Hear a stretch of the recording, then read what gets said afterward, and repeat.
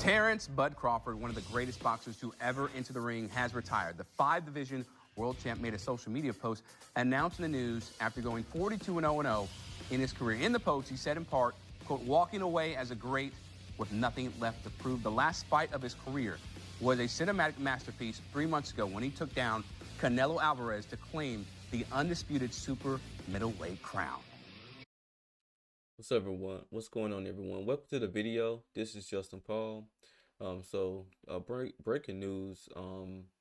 Terence "Bud" Crawford, has announced his retirement at 38 years old. Anyone who follows boxing know, he's undefeated, 42-0-0, and as the lower thirds is saying here on this clip, he's the first male boxer in the 4-belt era to be undisputed champion in 3 different weight classes. And he posted a photo of him with all of his belts. So he's well decorated, very, very accomplished boxer. And I've enjoyed watching his fights, and he's a master class at boxing. So I do salute him, and this gives him an opportunity to enjoy his personal life, raise his kids, and just do normal things outside of, having to worry about a match and training and stuff like that. And he's going out on top. Of course, there's going to be a lot of people who, give their reactions to saying, he should have fought this person or that person, or they wish they would have seen this match and this and that and the third. But that wasn't in the deck of cards for him. And I feel like he has accomplished a lot.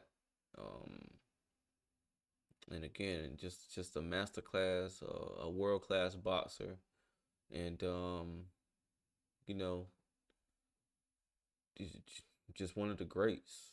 That's just plain and simple. But I'm gonna let a few people's reactions play out, from Max Kettleman to Stephen A. Smith, and also this guy here, this one of the boxing experts on CBS Sports News.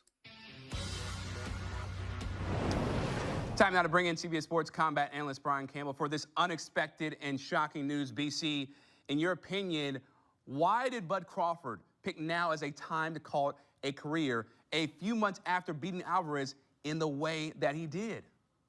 Look, I think if you look at what Bud Crawford is all about, and everybody's a businessman in boxing, right? And chasing those big paydays, and he got plenty of them, including in his last few fights. For Bud Crawford, it's been more about building that legacy and stamping it. That's certainly something he did, not just in taking out Errol Spence 2 years ago to become undisputed welterweight champion, but as you mentioned, moving up 3 weight divisions over the next 2 years and taking out Canelo Alvarez. But when you look at the boxing landscape at the moment, for what Bud Crawford has already accomplished historically, a 5-division champion, the only boxer in the modern era to become undisputed in 3 divisions. He was a lineal champion in 4 divisions. He is about stacking history. And when you look at the landscape, there really just isn't that one singular fight or even a path to that fight at the moment that would do that for him.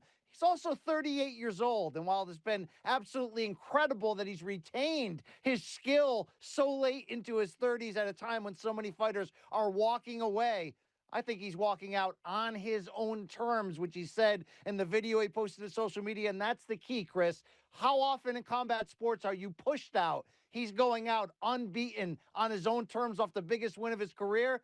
That's how you beat the game. Yeah, I agree. You definitely want to go out on your own terms. You definitely don't want to, be pushed out or beat out of the game. It's always good just to go out on top. No one can really say anything as far as his boxing career, because he's done stuff that most fighters will never ever do. And again, just this world-class boxer. Let's go to Max Kettleman here at Ring Magazine. some of them. Gene Crawford announced his retirement today from the sport of boxing, much to the surprise of a lot of people. Max, look, it's a pleasure to be speaking. I appreciate the time as always. But yeah, what's your reaction to the breaking news that's happened this evening?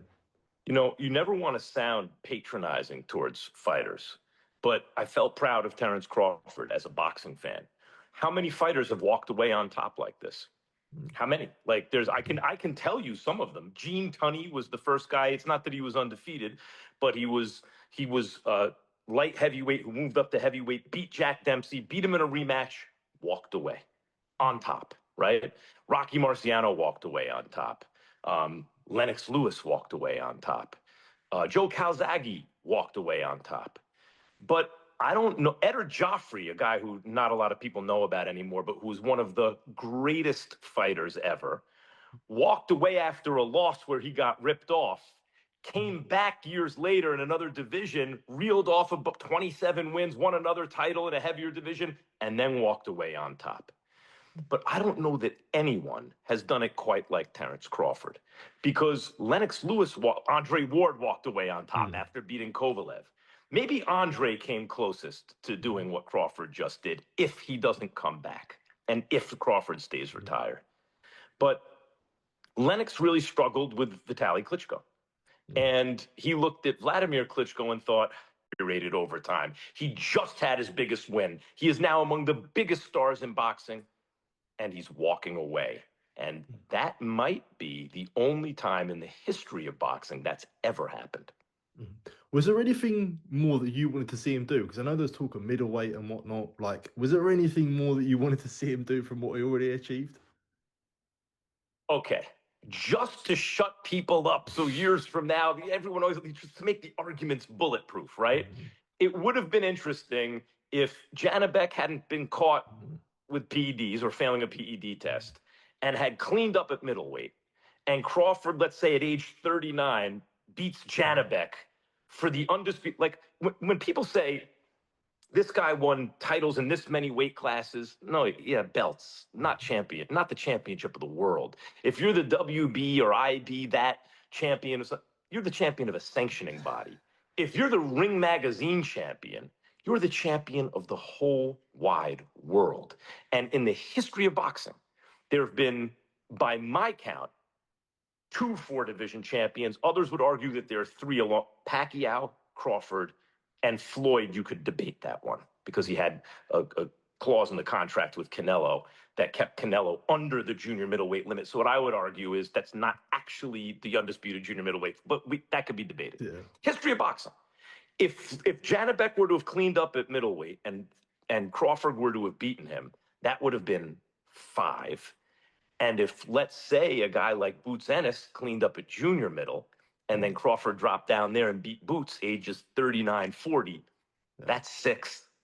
And like something like that would be, but like at a certain point, you're not going to be as good anymore. The man's 38 years old.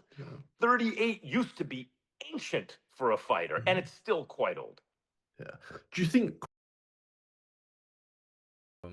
that's Max Kettleman's opinion there on Bud, and let's go Stephen A. Stephen A., this one's for you. Boxing great Terence Crawford announced his retirement yesterday, leaving the ring with a career record of 42-0. Stephen A., your reaction to the legacy that Crawford left on this sport? One of the greatest boxers ever, a champion personified, undefeated, spectacular in a lot of different ways. Listen, the bottom line is he's special. Pound for pound, he's the best in the world at this particular moment in time. There's no doubt about it, and he's going out on top. He deserves it. And now it's going to warrant questions. What would he have done as a welterweight? Let's say, for example, if he was going against somebody like a Floyd Money Mayweather, if he was going up against a Sugar Ray Leonard or a Tommy the Hitman Hearns and people like that. He's in that conversation where you're asking those questions. Some people would pick him to win. Others would say no because his boxing brilliance is undeniable. And for him to go out and to step up to super middleweight and to beat Saul Canelo Alvarez says a lot about him. The only thing that I would say is that I really, really wish there were 2 fighters that I wished that he had fought. I wish that he had fought the Charlo at the junior middleweight division. because obviously they don't like him. They love Errol Spence, and he destroyed Errol Spence. I would have liked to see him fight those guys, one of them anyway. And I definitely think that a guy by the name of Jerron Boots Ennis at the welterweight division, you're going to hear a lot about him in the future. Doggy, Peter, the reason why people don't hear more about him is because people won't fight him. At some point in time, when you are spectacular, as Jerron Boots Ennis is, you deserve a mega fight. Just like David Benavidez, the two people that I would tell you in boxing that we all should be watching more of, that deserve mega fights, and the only reason they don't get them is because people won't step in the ring against them, is the Mexican monster himself, so labeled by Mike Tyson, the man known as David Benavidez, who is spectacular. And he got to move up to cruiserweight, for crying out loud, because he got to keep moving up from middleweight to junior to super middleweight to light heavyweight, now to cruiserweight, because people won't fight him. Canelo wouldn't fight him.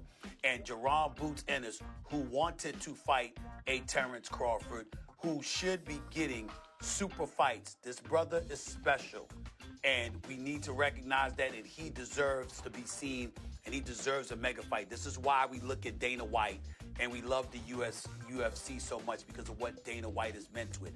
Because the number one gift that Dana White brings to the table, that he will make sure that if you want to see a fight, if the public at large wants to see a fight, he will prioritize making sure you get to see that fight.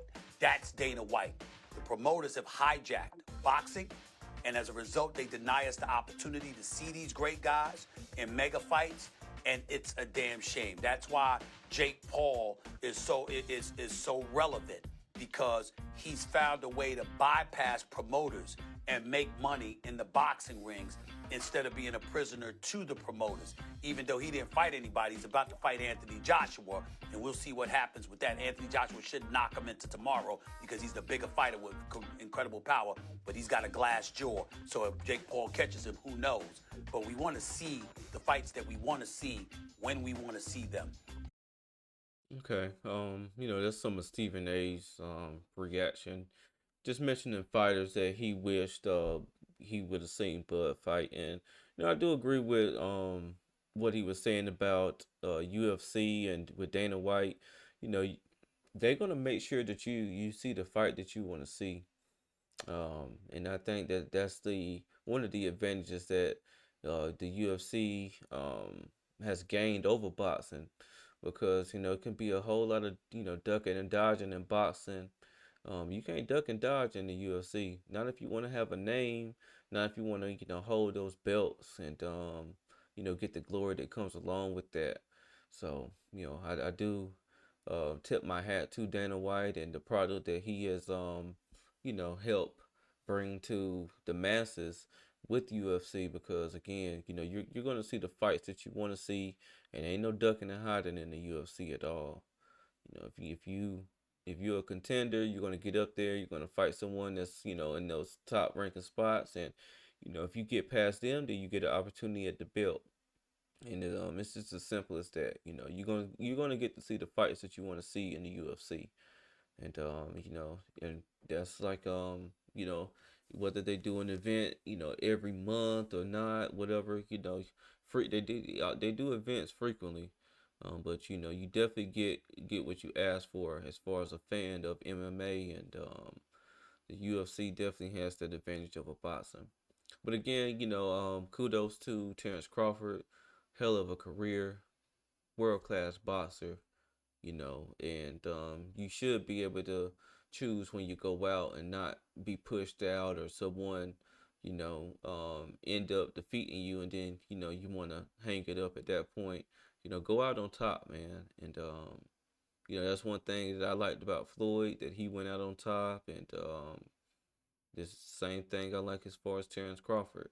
And it just opens it up. It opens boxing up again, like Stephen A was mentioning Boots Ennis and names like that. I had to do my research and see Boots Ennis is from Philly, which is a city that's known for their boxing legends and their boxing talents.